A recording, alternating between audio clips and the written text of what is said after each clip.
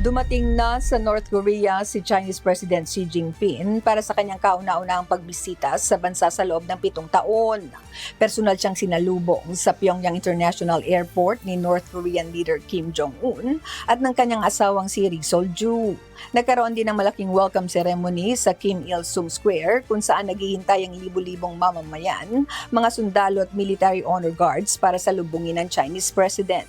Sa pagdating ni Xi, muli nitong binigyan diin ng tinatawag ng invincible friendship ng China at North Korea.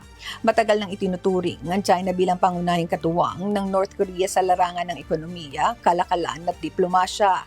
Inaasahan namang pag-uusapan ng dalawang leader ang pagpapalawak ng kooperasyon sa mga larangan ng kalakalan, agrikultura, konstruksyon at teknolohiya.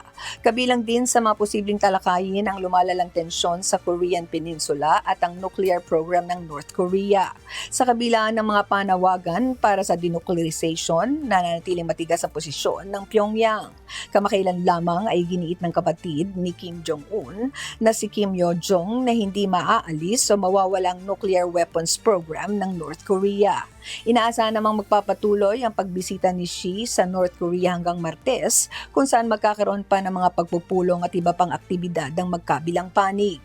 Ang pagbisitang ito ay itinuturing na mahalagang akbang ng China upang mapanatili ang impluwensya nito sa North Korea sa gitna ng lumalalim na ugnayan ng Pyongyang at Moscow. Lynn Perez, sumahataw sa Balita Ngayon.